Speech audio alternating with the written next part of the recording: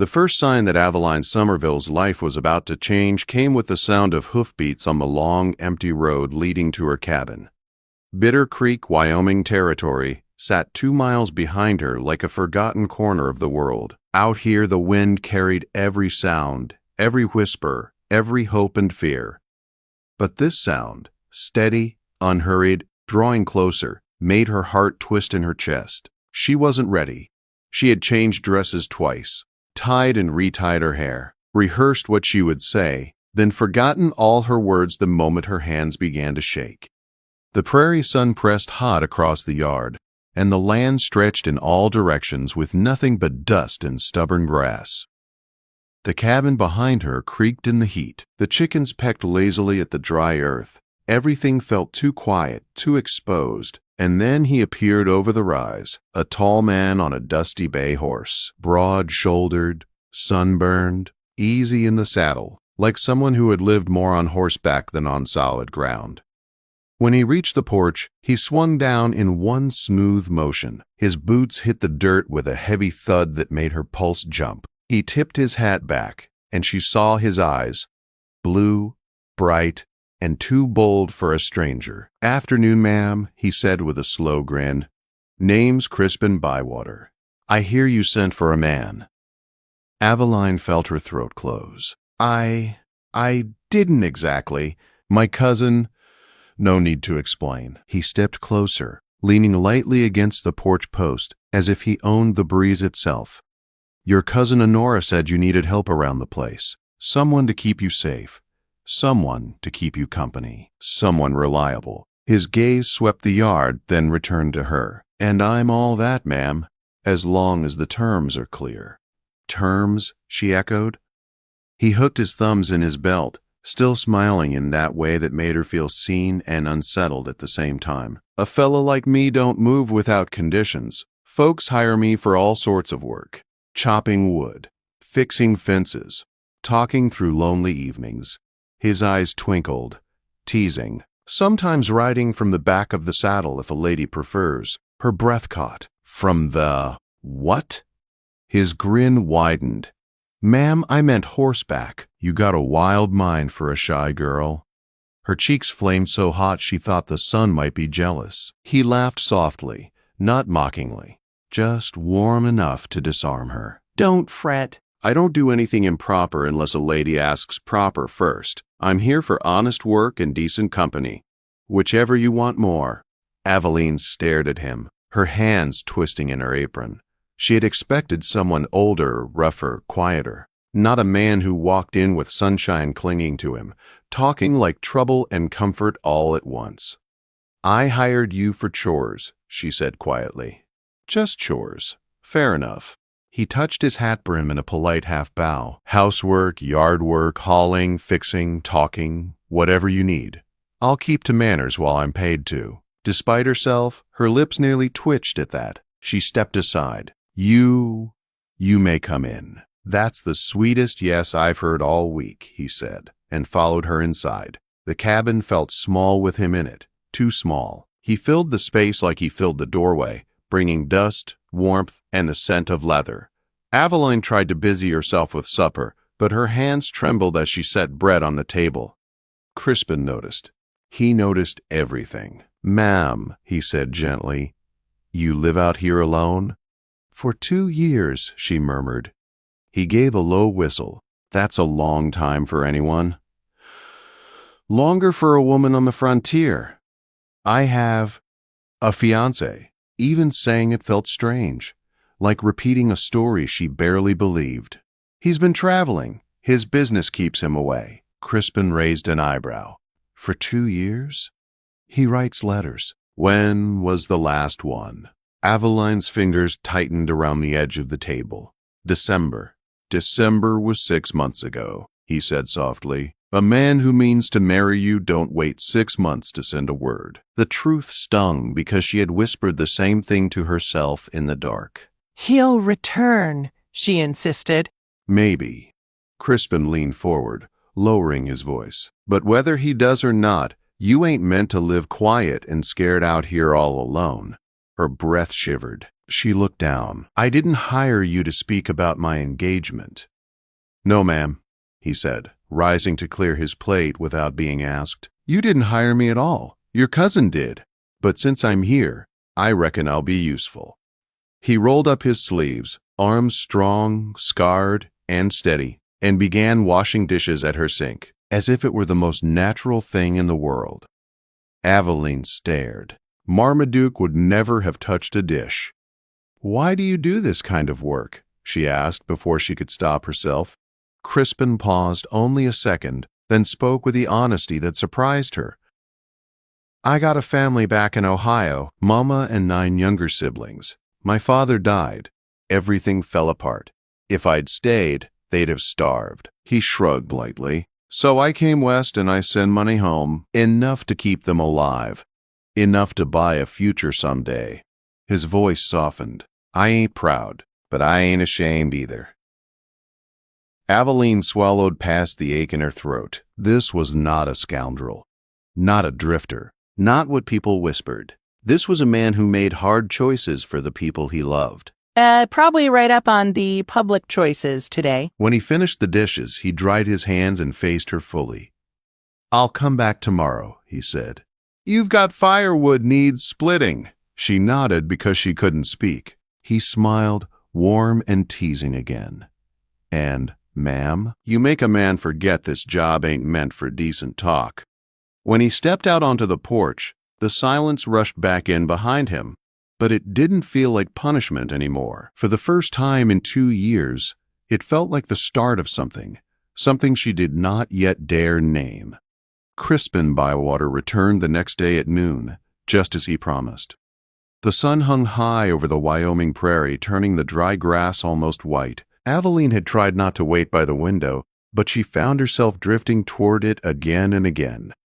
When she finally saw him coming up the road, shirt sleeves rolled to his elbows, hat tipped low, her breath caught before she could steady it. He greeted her with a nod and a grin that felt like warm weather after a long winter.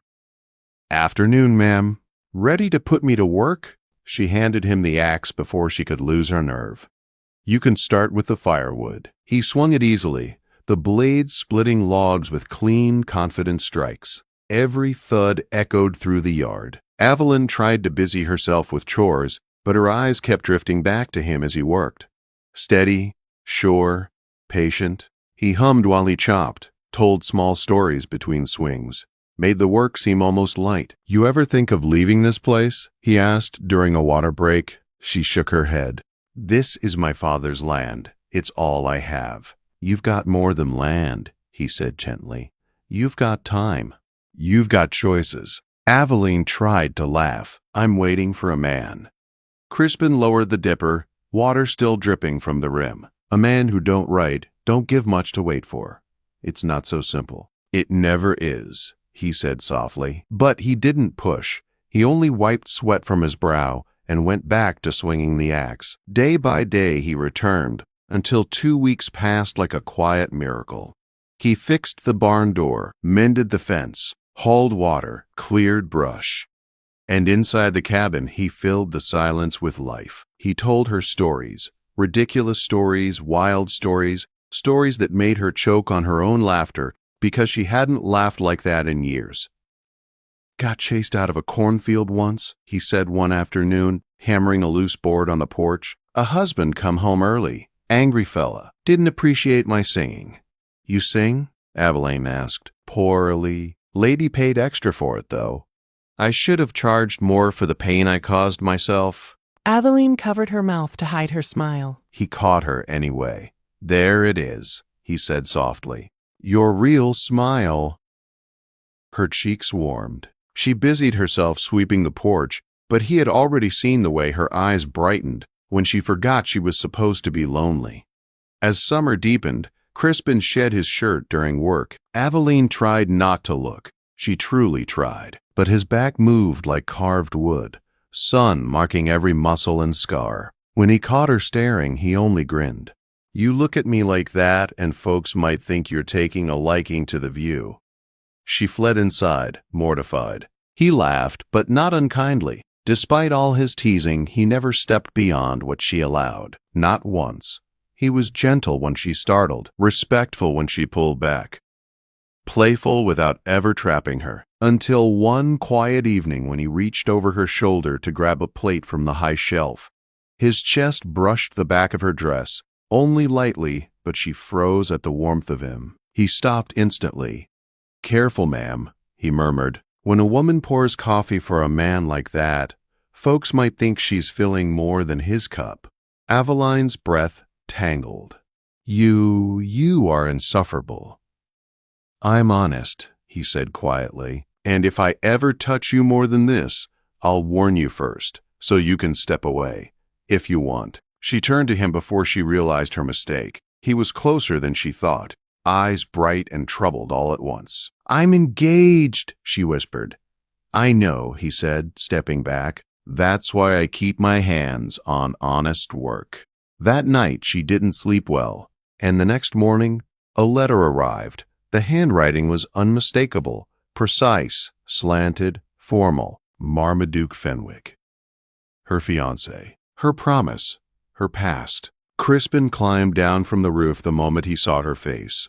"Good news?" he asked gently. "He's coming back," she whispered. "In 2 months." Something flickered in Crispin's eyes, but he simply nodded.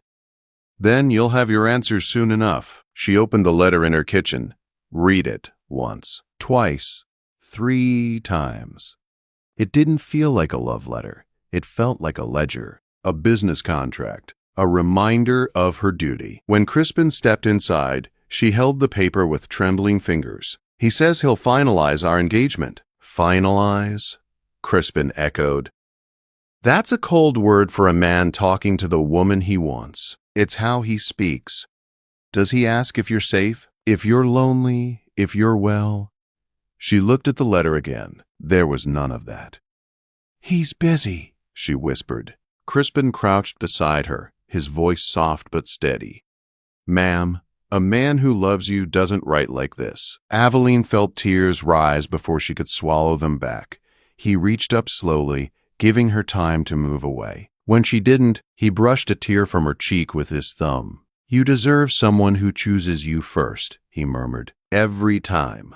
Her breath shuddered. The room felt too full. Her heart felt too loud. She stood abruptly.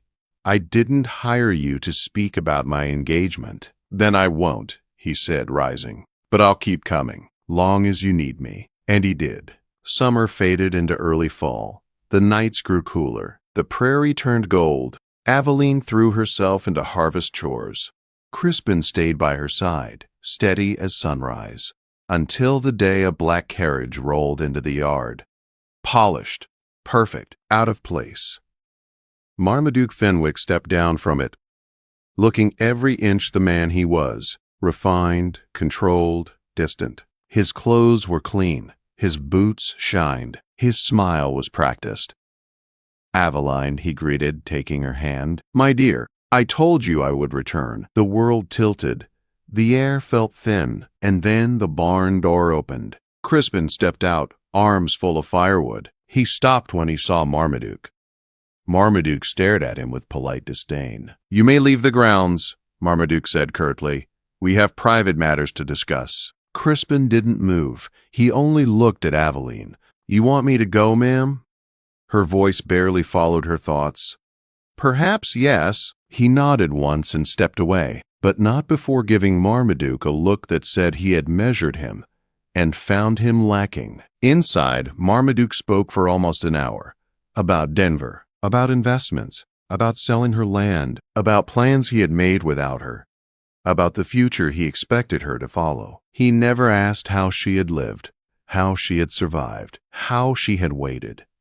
When he finally left, she sat trembling, unsure what she was supposed to want anymore. Crispin returned quietly, leaning in the doorway. "You all right?" he asked softly. "I don't know," she whispered. "What did he say?" "That he wants to marry me." "Move me to Denver. Sell this land." Crispin's face hardened. "And is that what you want?" She looked at him, at the man who had made her laugh, who had seen her, who had stayed. "I don't want to leave," she whispered. "And you don't have to." Her breath hitched. But I promised him. He broke his promise first. Crispin stepped closer. And you don't owe him your life. Before she could answer, a sharp rattle echoed from the road. Marmaduke had returned sooner than expected, and this time he was furious. He stormed up the steps and pointed at her chest like she had wronged him. You, he hissed, have been keeping company with a man like him?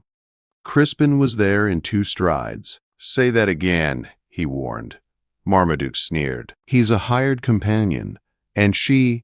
Crispin didn't punch him. He didn't shout. He didn't touch him at all. He stood tall, steady, and quiet. I'm a man who stayed, he said. That's more than you ever did. The carriage wheels clattered as Marmaduke left in a storm of dust. Aveline watched him go, breath shaking, heart racing. And when the dust settled, she whispered the truth she had been too afraid to face. I want to stop waiting.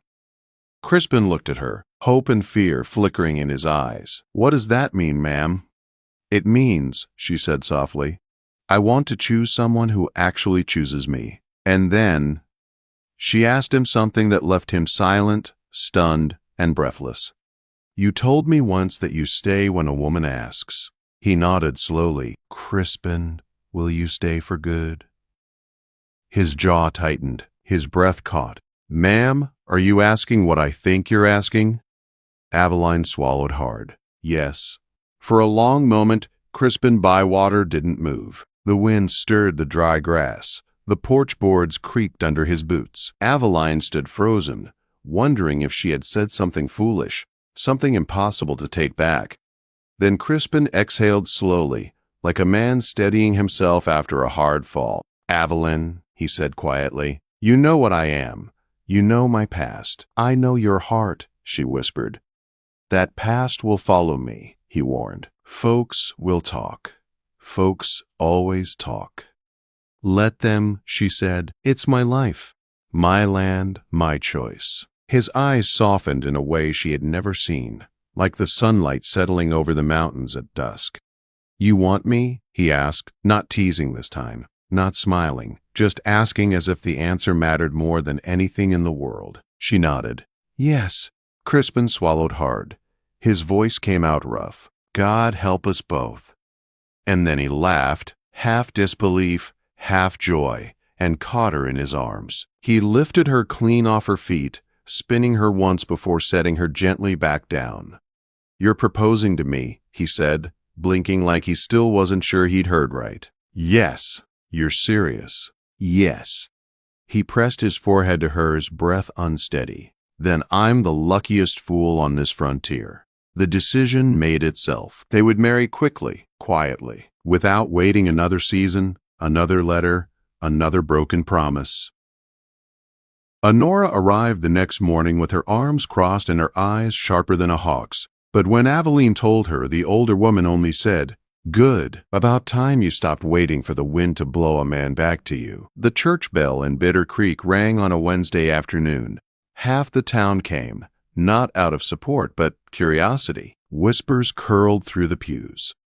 That's the girl who waited 2 years for that traitor. And now she's marrying the companion? Bold choice. Foolish choice. Aveline felt every stare until Crispin reached out and took her hand. His palm was calloused and warm, his grip steady. Just look at me, he whispered. So she did. They were married in 10 minutes. No choir, no decorations, no fancy dress, just a blue gown she had sewn herself and a groom wearing borrowed clothes that didn't quite fit. But when Crispin leaned in and kissed her, long, warm, certain, the preacher coughed, the congregation gasped, and Aveline felt a future finally open in front of her. They left the church to scattered applause and fierce whispers. Do you regret it? She asked softly as they rode home in her wagon. Crispin squeezed her hand. Not for a heartbeat, do you? Not for anything. The cabin that had once echoed with silence now felt fuller, warmer, alive. Crispin carried her over the threshold, stumbled, laughed, and set her down gently. Our house now, he murmured. Our house, she agreed. The first days as husband and wife were quiet in the way new things are. Soft, hopeful, unsure. Crispin stopped traveling for work. He put away the life he'd lived before and turned to the land instead. He mended the old barn roof, repaired the wagon, organized the tool shed. He worked beside Aveline without complaint, without pride, and without the teasing he once used to hide his own careful heart. Winter came early that year, and they faced it together, stacking firewood, storing food, patching drafts in the cabin wall. Some nights crisp, cold wind rattled the shutters, but Aveline no longer trembled at every sound. She knew who slept beside her. She knew who would rise if trouble came. She knew she wasn't alone. By spring, the homestead bloomed in ways it never had. A garden twice the size, a new chicken coop, fresh paint on the porch railing. Crispin's laugh filling the yard more often than the wind. They built a life slowly, the way a fence line is built. One board, one nail, one choice at a time. Then, one soft morning, Aveline found herself holding a letter from the general store, Marmaduke's handwriting. She didn't open it. She didn't need to. She placed it in the stove, struck a match, and watched it burn. Crispin came up behind her, wrapping an arm around her waist. "You sure?" "I'm sure," she said. And she was. The years passed. Their home grew loud and busy. 3 children filled their days with laughter, chores, scraped knees, and endless stories. Crispin became a favorite storyteller across 3 counties. Folks paid him to recount tales from his old life, turning scandal into humor and mistakes into lessons. "That shy woman married me," he'd say with a grin, nodding toward Aveline in the crowd. "So the joke's on her now." People laughed. Aveline blushed. The hat filled with coins. They expanded the cabin, planted fruit trees, bought 2 dairy cows. On summer nights, children chased fireflies while Crispin strummed a borrowed guitar, singing off-key. On winter mornings, Aveline baked bread while Crispin read newspaper headlines aloud, stumbling over half the words until she corrected him. Patiently, proudly.